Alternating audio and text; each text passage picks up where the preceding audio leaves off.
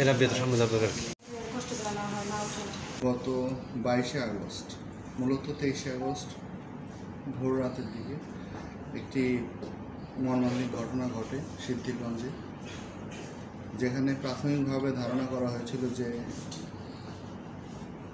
আমাদের ফ্রিজের যে গ্যাস আছে সেখান থেকে বিস্ফোরণ হয়ে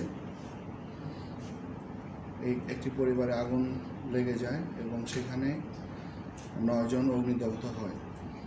এরপরে যারা অগ্নিদগ্ধ হয়েছিল তাদেরকে বার্ন ইউনিটে ভর্তি করানো হয় এবং আমরা অত্যন্ত দুঃখিত যে সেই পরিবারের 9 জনের মধ্যে গতকাল পর্যন্ত 7 জন মারা গিয়েছে।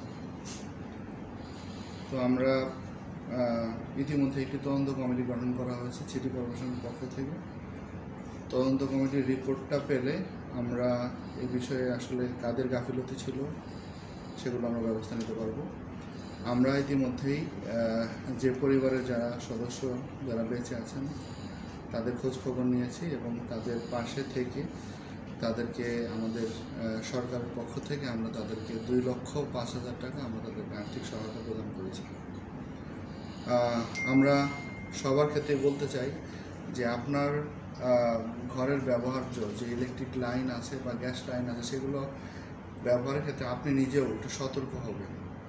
আমরা যেন কখনো অসতর্কভাবে আমরা অনেক সময় যে লাইনগুলো ব্যবহার করি বা ঘরের প্রতি অনেক সময় অসতর্ক দৃষ্টি থাকার কারণে অনেক সময় আবার দুর্ঘটনা ঘটে।